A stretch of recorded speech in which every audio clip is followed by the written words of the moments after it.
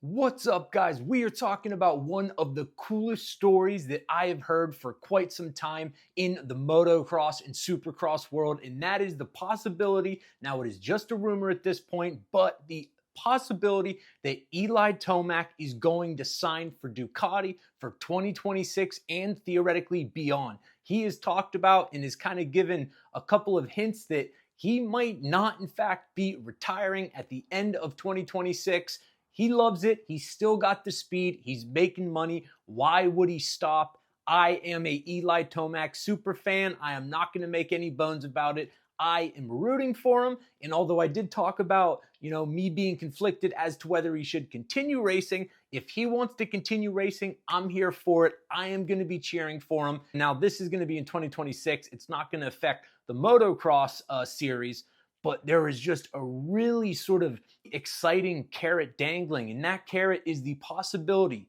that I would say one of, if not the coolest brand in all of motorsports, Ducati. They dominate MotoGP. They make some of the most lustworthy, yes, and expensive bikes. They have decided to pursue motocross and supercross. They've raced the MXGP this year, I believe. They got Antonio Caroli, one of the best MXGP riders ever, and they are going to be coming to the US in 2026, racing supercross and motocross. There is yet to be any riders announced on their lineup, at least not that I've seen.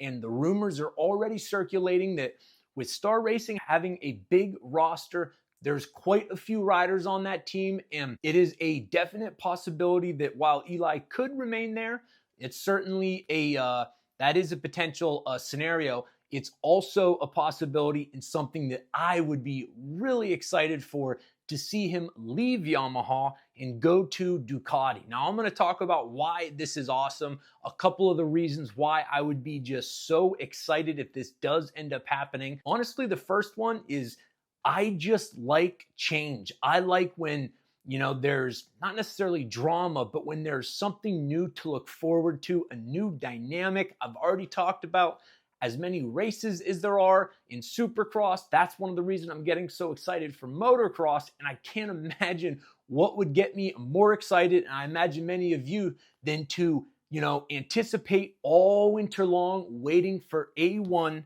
Eli Tomac coming out on that gorgeous, like dark, almost burgundy red Ducati.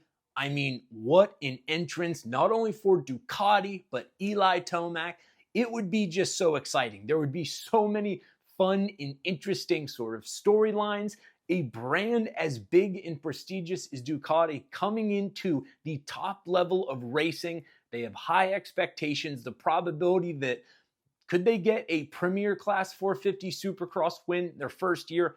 Absolutely. And I can't imagine a better rider to pull that off than Eli Tomac, and even more than the performance potential. And it is going to be a new team, and there's going to be a learning process. But I would imagine Ducati is better suited than arguably any company out there to take to it really quickly. And I would guess that that is exactly what would happen.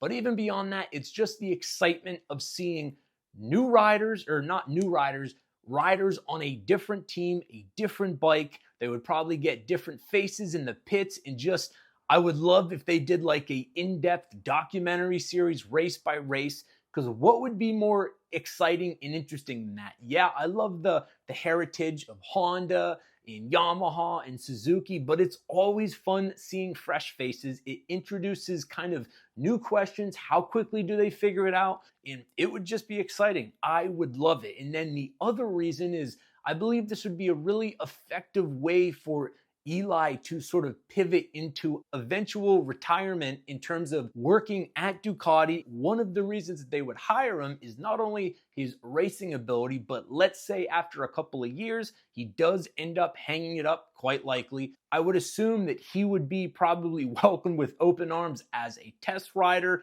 as some kind of supervisor position, some kind of cool, valuable sort of player that would help Ducati continue to develop the bike, perhaps sort of coach and mentor the riders. There's a million different possibilities. Him and his father, John Tomac, are two of the smartest dudes in the sport. They have pretty much done it not all themselves, but they have been kind of the dynamic duo. And so when you hire Eli Tomac, you're getting John Tomac.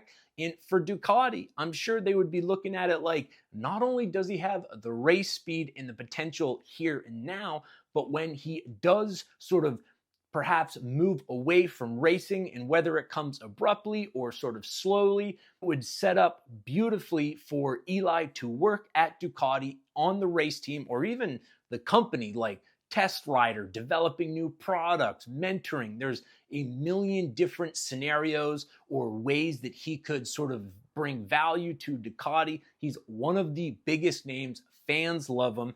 Also, obviously, he's got John Tomac that is as knowledgeable, might be more knowledgeable than Eli in terms of the prep and the training side. And so for Ducati, I think it would make a ton of sense. And for Eli as well, switching to a team like Ducati this is going to be their first foray into the sport. So there's going to be a little bit of sort of the learning, the figuring out, getting their toes wet. And so it would alleviate a little bit of the pressure for Eli to, okay, I need to win right now. I think that dynamic would be favorable in understanding that this is kind of a slow, gradual approach. And obviously he still is going to want to win races and championships, but if he does end up going the way of Ducati, I believe one of the reasons he would do so is it would create a longer term opportunity to work at the company or with the team and to extend his involvement in the sport. And what better company to work for than Ducati? The next reason I think it would be really cool is from the perspective of Ducati, getting a seasoned rider as knowledgeable as Eli Tomac. He has won championships on 3 different brands.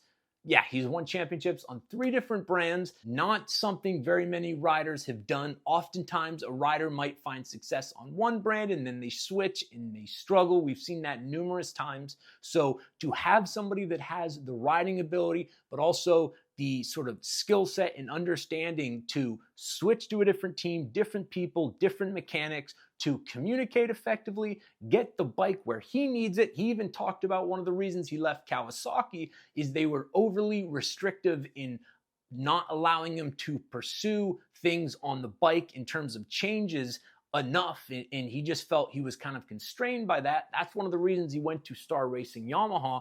Obviously, it worked out. His first season on Star was still, to date, his best season ever.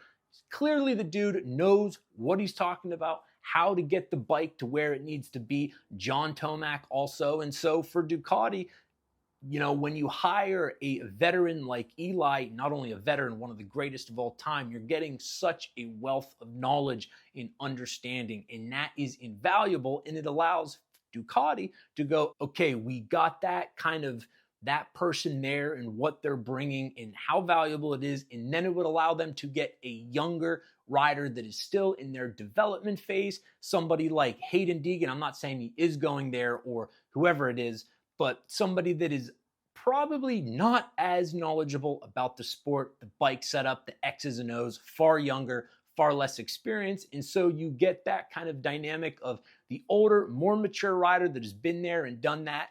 And then you're able to focus on the younger rider that is still honing their craft and is somebody that you can potentially sort of pin your hopes on over the next 5+ years. So I think for Ducati, it would be a really good combination in securing Eli and then being able to go after a younger, perhaps 250 rider or just a younger 450 rider. So all around, I am extremely excited at the prospect of this happening. There's also him maybe going to KTM, staying on Star Racing. That would not surprise me.